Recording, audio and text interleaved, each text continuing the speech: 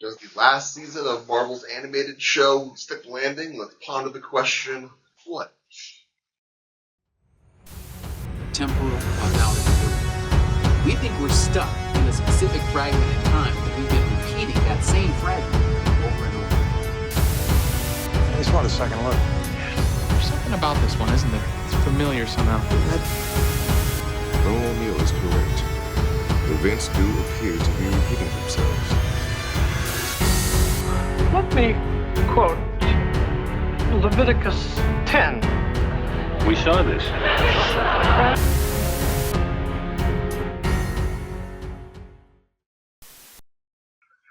Hello, welcome. You've seen it before. TV reviews and connections of mine.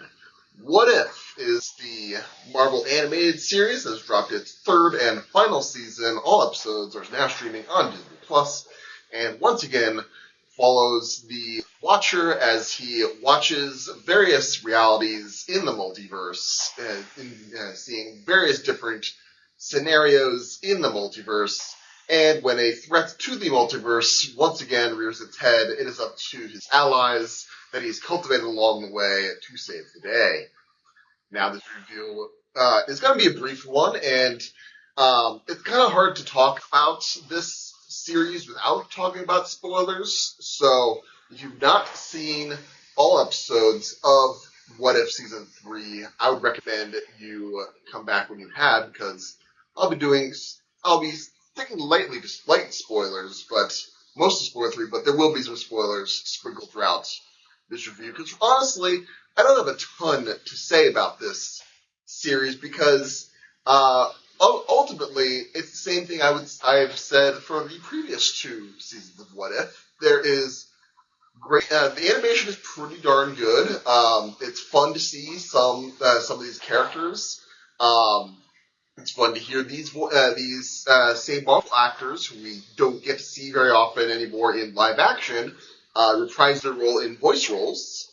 So that's all well and good, and we get fun different character dynamics. We'll probably get probably a bit of a sneak peek with one episode involving the Winter Soldier and Red Guardian going on a road trip to Vegas, which is going to be probably a tangential, light kind of preview for the chemistry that those characters may have in the upcoming Thunderbolts movie that comes out in May. And really, where this series had its main strengths are just being a straight-up anthology series where it's like, what if Shang-Chi and Kate Bishop were somehow in the Old West? Why not? It's like, and then just have fun with the concept. That is where I think this series does its best. Where I think this series falls flat is when it feels the need to, it's going to sound weird, but become too comic booky. What I mean by that is it has to shoehorn in this overarching, big threat that's going to be, resolved by, a lot of same versus same power struggles and, characters shooting beams at each other, and what's, the person's going to shoot their beam harder and, overwhelm the other person, it's that sort of thing. And, that's what ultimately happens in the last two episodes, really the finale. And, I think it's not necessary. I think, if this series had just stuck to being a straight anthology of just a collection of short stories of, what about these weird scenarios? You can revisit, characters from previous seasons. That's fine.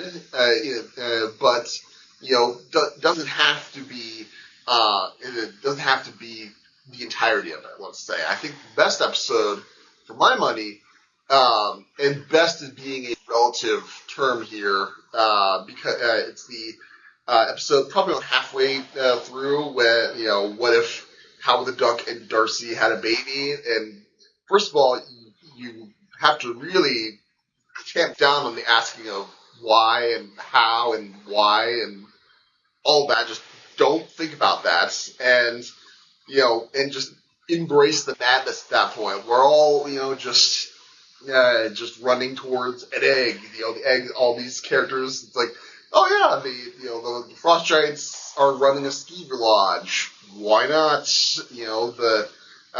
The Caecilius' Dormammu cult is looking for this kid. Sure, then ultimately, Thanos is involved. Cool. It's like, then just keep building and building on top of it.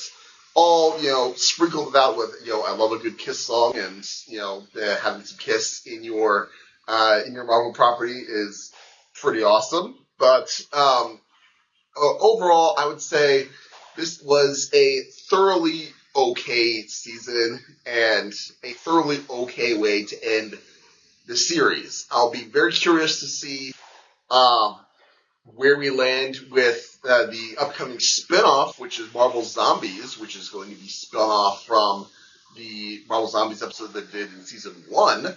That should be an interesting spin-off from this whole concept. And honestly, I wish we had more of those kinds of spin-offs from this. This could be a vehicle to spin off all kinds of interesting series, a test bed.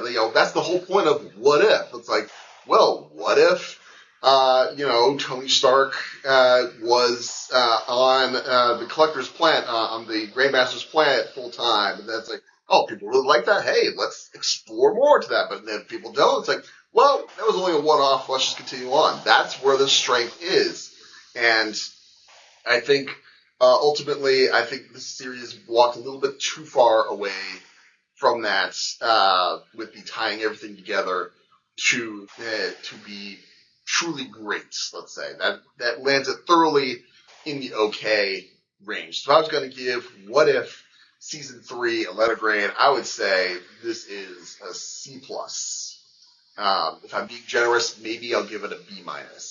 So those are my main thoughts on What If season 3. Like I said, this is going to be a brief review. I don't have a whole ton to talk about on this overall. There are other channels who would like to go, deep into episode by episode, all the Easter eggs, all that, and they're welcome to that, and they do a much better job of it than I would. So that's it. Thank you so much for watching. I appreciate every audience I can get. Be sure to look for my best and worst of the year video, which should be up right around the time that this gets posted. And between that and this, these are my final videos of 2024. And also be sure to look for my my review of, or my retrospective rather, of 2005, 20 years later. I'll be posting that sometime January, first couple of days of January of the new year. Hope you have a safe and happy new year. And if you like this video or any other video on my channel, give me a like, share, and especially subscribe. I would very much appreciate it. As always, thank you so much for watching. But just remember, there is nothing new under the sun. And yes, you have seen it before.